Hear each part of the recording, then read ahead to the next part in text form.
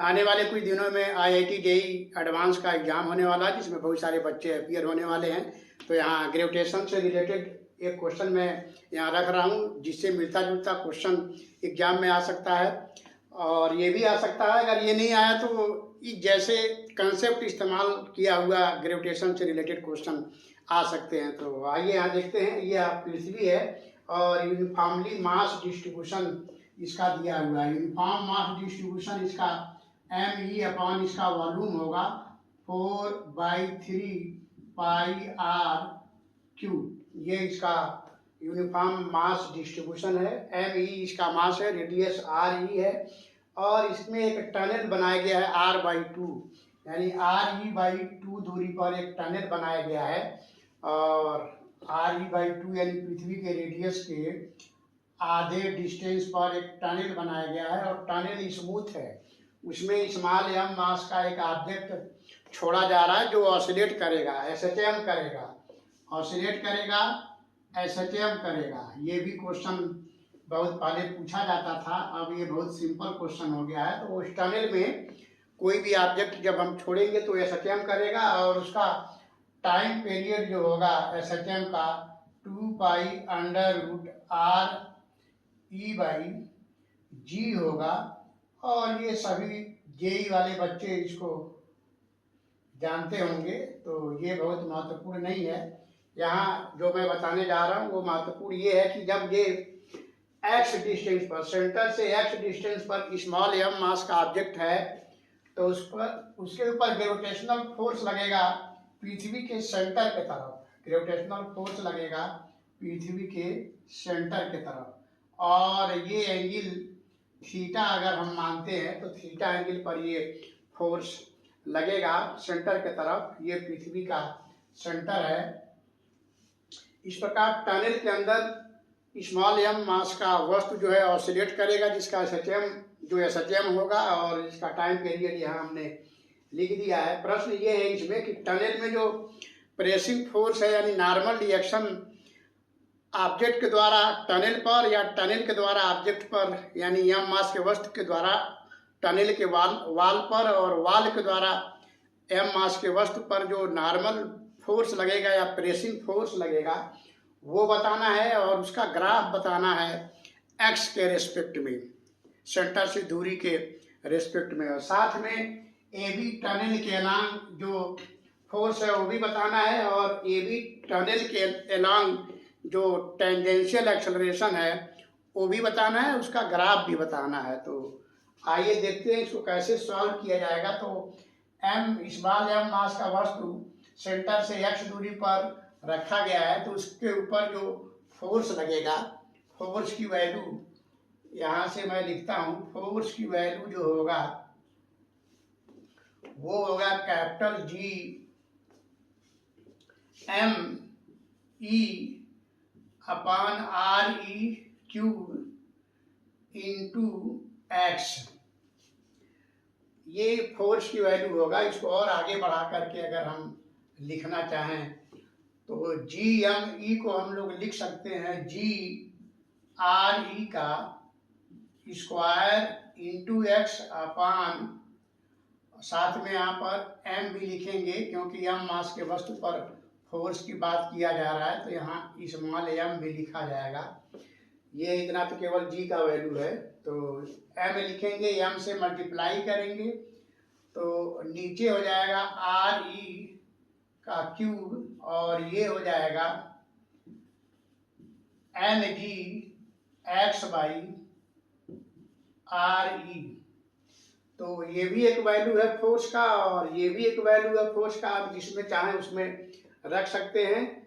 अच्छा, इसे m को हम अगर यहाँ से कंपेयर करके लिखें तो इसको हम ऐसे भी लिख सकते हैं, small m capital G, ME की जगह पर हम लिखेंगे रो 4/3πRE का क्यूब इंटू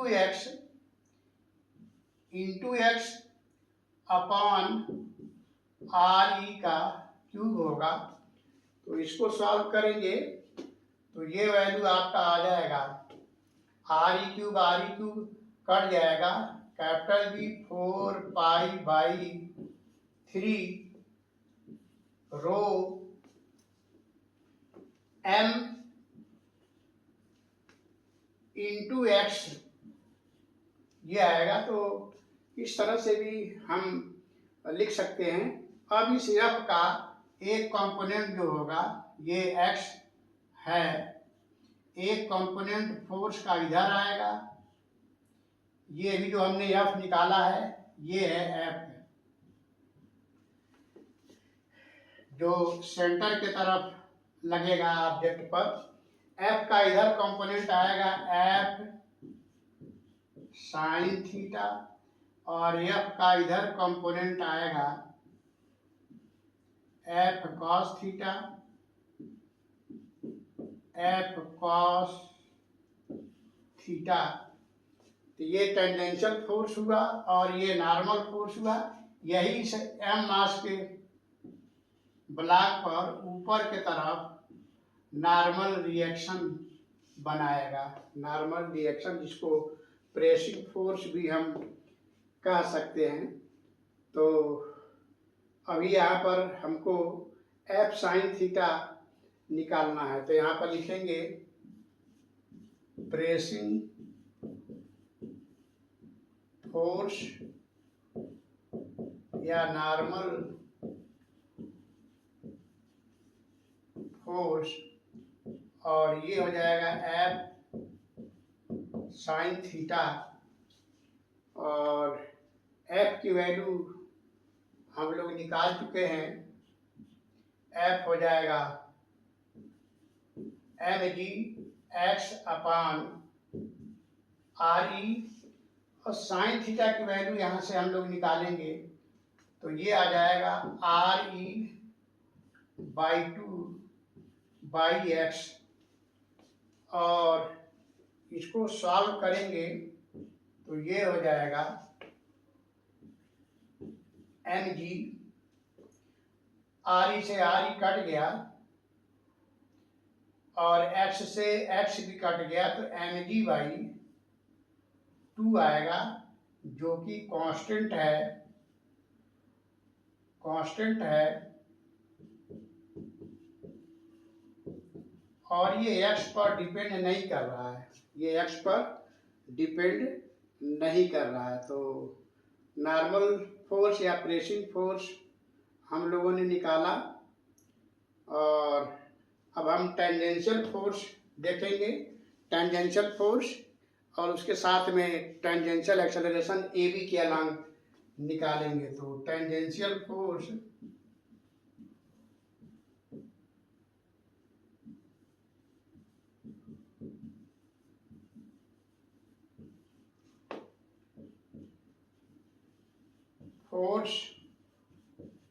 along AB और ये f cos थीटा होगा और टेंजेंशियल एक्सेलरेशन निकालेंगे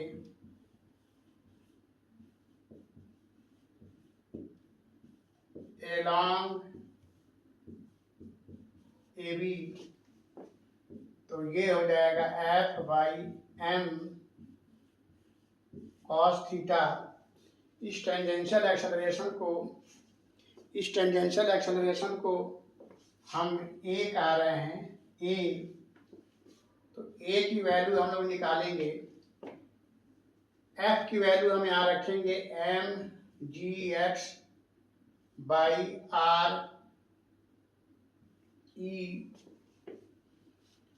और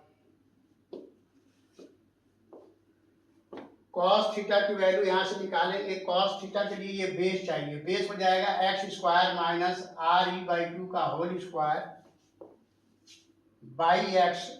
तो cos थीटा की वैल्यू हो जाएगा रूट में बेस यानी x² माइनस r²/4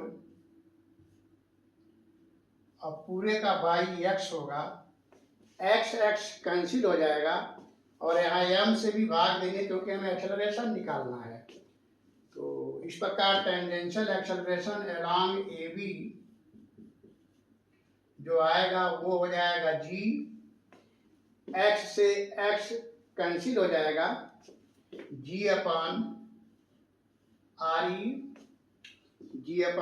होगा, x से x कैंसिल हो जाएगा, m से m कैंसिल हो जाएगा और रूट में आएगा x स्क्वायर माइनस R²/4। ये है टेंजेंशियल एक्सेलरेशन। तो इस प्रकार हम लोगों ने टेंजेंशियल एक्सेलरेशन निकाला और प्रेसिंग फोर्स निकाला। प्रेसिंग फोर्स यहाँ पर ये है आपका mg/2 जो कि कांस्टेंट है। इस प्रकार अब हमें ग्राफ बताना है। ग्राफ जब बनाएंगे तो हमारे पास जगह यहाँ पर देखते हैं कहाँ बनाते हैं। यहाँ पर जगह है। यहाँ पर ये हो जाएगा प्रेसिंग फोर्स और एक्स में ग्राफ, प्रेसिंग फोर्स या नॉर्मल फोर्स में और एक्स में ग्राफ बनाएंगे। तो ये है आपका RE/2 और ये है RE। ये कांस्टेंट रहेगा, पैरेलल जाएगा, एक्स एक्सिस के पैरेलल जाएगा। हम समझते हैं, आप समझ पा रहे होंगे, दिख रहा होगा। तो इस प्रकार पैरेलल जाएगा। और अब एक्सेलरेशन और टेंजेंशियल एक्सेलरेशन में ग्राफ बनाते हैं। टेंजेंशियल एक्सेलरेशन और एक्स में ग्राफ बनाएंगे। यहाँ पर ये भी दिख रहा है। तो टेंजेंशियल एक्सेलरेशन के लिए हम यहाँ RE/2 लेंगे, यहाँ पर RE लेंगे सरफेस तक जाते जाते। तो यहाँ पे दो लाइन ड्रॉ करेंगे और ये होगा पैराबोलिक ग्राफ, क्योंकि ये रिलेशन पैराबोलिक दिख रहा है। तो इस तरह से जीरो से जब RE/4 के बराबर RE²/4 के बराबर RE²/4 के बराबर x हो जाएगा, यानी x को हम RE/2 लेंगे, यानी x की वैल्यू m मास यहाँ पर आ जाए तो x की वैल्यू RE/2 हो जाएगा। तो यहाँ पर टेंजेंशियल एक्सेलरेशन जीरो हो जाएगा, यानी इधर कोई एक्सेलरेशन नहीं होगा। एक्सेलरेशन का नेट डायरेक्शन वर्टिकल हो जाएगा। टेंजेंशियल एक्सेलरेशन यहाँ जब मास आएगा तो नहीं होगा, यहाँ पर है तो टेंजेंशियल एक्सेलरेशन है। और इसी टेंजेंशियल एक्सेलरेशन के कारण ये टू एंड फ्रो होता है इस टनल में। तो जैसे ही x = RE/2 होगा तो टेंजेंशियल एक्सेलरेशन की वैल्यू यहाँ पर आते आते जीरो हो जाएगा। तो इसलिए जीरो से पैराबोलिक ये इस तरह से सरफेस तक जाते जाते चेंज करेगा। तो ये है हमारा टेंजेंशियल एक्सेलरेशन का नेचर। और वहाँ पर हमने नॉर्मल या प्रेसिंग फोर्स को दिखाया है। तो हम समझते हैं ये एक्सप्लेनेशन काफ़ी अच्छे से आपको समझ में आया होगा। यकीन जानिए, ग्रेविटेशन से रिलेटेड अगर जेईई एडवांस में अगर क्वेश्चन आता है तो कहीं न कहीं इससे रिलेटेड कुछ बातें जरूर रहती हैं पेपर में। तो हम उम्मीद करते हैं कि एज इट इज तो नहीं, लेकिन इसकी बहुत सारी बातें आपको जेईई एडवांस के क्वेश्चन में ग्रेविटेशन से रिलेटेड अगर कोई क्वेश्चन आता है तो उसमें किसी न किसी रूप में 1 नंबर 2 नंबर और जो मल्टी ऑप्शन क्वेश्चन होते हैं उसमें भी हो सकता है। तो हम उम्मीद करते हैं कि आपको ये काफ़ी अच्छे से समझ में आया होगा। अगर आप इसका स्क्रीनशॉट लेना चाहें तो ले सकते हैं। तो फिर मिलते हैं नेक्स्ट वीडियो में किसी और क्वेश्चन के साथ जो जेईई एडवांस के लिए होगा। तब तक के लिए थैंक यू।